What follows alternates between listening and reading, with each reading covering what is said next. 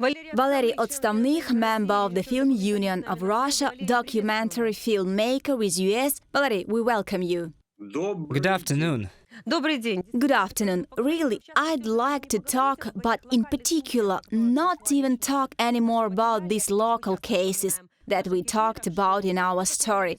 But we often bring up in our broadcasts that someone wrote something, and someone said something, someone did something. Yes, but the main thing is that it all stands for no war led to something. That's not even what I wanted to talk about now. I'd like to talk with you based on the documentaries that you produce about such important processes as internal migration, in my opinion. To what extent do you think these processes that are now taking place in the Russian Federation have led to a new level of passive confrontation with the state system? There is dissent, internal dissent, but the understanding that you could end up behind bars, it leads to the fact that this passive confrontation, it increases more and more. But would you say how strong are these processes in the Russian Federation right now?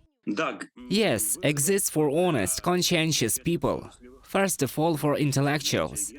But as long as I'm close to the sphere of cinema theater, I would like to say that there are few ways out. There is either relaxation or internal emigration. And then, I don't know, self-development already goes into immigration. There are already some processes going on there, connected maybe to artistic work that is not public and so on.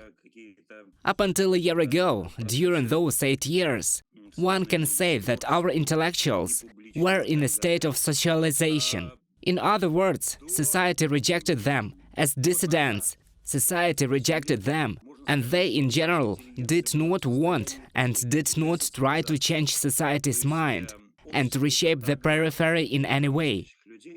I do not know whether this is good or bad, but in the last year it's already not socialization anymore. It's already going into internal emigration. Yes, we have again appeared dissidents, dissenters, people who think and iconic who live in their own private world.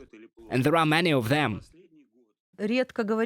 We rarely talk about this concept of internal immigration. For many, perhaps, and the viewers who watch us, it is partly new, or rather, perhaps we just remembered it because many people heard about it in Soviet times as well. I understand Soviet times, right? Valery, I understand that this is internal immigration, and not just as a concept, but as the reality of today's Russia. For many in the Russian Federation today, it is still the only possible and strategy for survival, as I understand it. Yes, absolutely right. Because there are simply no other options. People, intellectuals, go into internal exile, engage in personal development, science, creativity, some kind of spiritual search, and so on. Because you cannot do anything outside. And even if you take theater, public art, cinema, etc., there is nothing that can be done here either. So yes, such a problem exists. Right, yes. In contrast, today we were already talking about the Soviet times, about Stalinist repressions, partly comparing today's actions of the security forces on the territory of the Russian Federation just with the Soviet Union. Clearly, the gradation is much different, but nevertheless, there was a wave back then, during the Soviet Union, and it was constantly at the same level, as it seems to me, of dissidents. Probably one of the most famous dissident groups was the Helsinki Group, which was in different republics of the Soviet Union. There was a Ukrainian group in Moscow, among others. At that time, they called the members of the Helsinki Group, in fact, kamikaze. Yes, they were talking about their open position, calling on the Soviets to respect, I guess, human rights for our viewers in the first place, just a reminder of how it all went down. And that was really such a kamikaze decision, I guess. Now, comparing perhaps the Soviet period and the current Russian period and the Helsinki Group and the activities of today's dissidents, We would probably like to talk about effectiveness and the possibility of dissident activities in general on the territory of the Russian Federation. And the main results are as follows. How would you assess all three of these issues? Look, so that your viewers have no illusions at all. As someone from the inside, so to speak, of the process, I want to tell you that I am sure that the majority of Russian citizens, first, support Putin, and second, support the special military operation. Excuse me, I will speak in terms because I live here. Your viewers will probably understand why I phrase it so precisely. Third is majority of population wants an end to the war, but specifically a victory of some kind for the Russian Federation in this special military operation. Pardon for tautology. And the fourth, what do they want? Here are four things that the majority of the population wants. That their husbands there, their children and so on. To come home, to come back alive. That's the situation, to appeal to the people, to the population. Well, sort of no.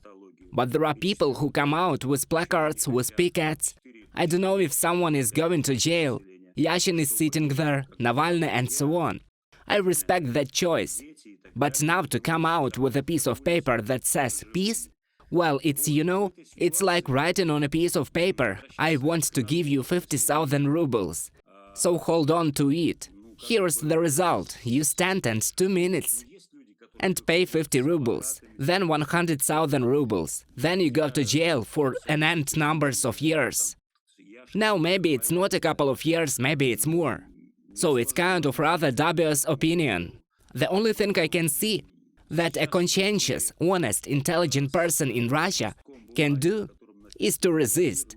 Well, what kind of resistance do we have? Any man at any time, under any regime, it is moral resistance. That is to say, to remain in one's positions, to have one's own opinion, to be a dissident, a human being, to live, as Alexander Solzhenitsyn said, to live not by lies, as the Bible says, by avoiding evil and doing good. Here is to save your own soul. It seems to me now the maximum that a conscientious Russian can do, to save himself and his own. Valery, it seems like simple people probably even in a sense the banal statements you're talking about, but how hard it is to adhere to them, and it really is a challenge. Thank you very much. Let me remind you, Valery Otstavnykh was online with us, a member of the Russian Film Union, a documentary filmmaker.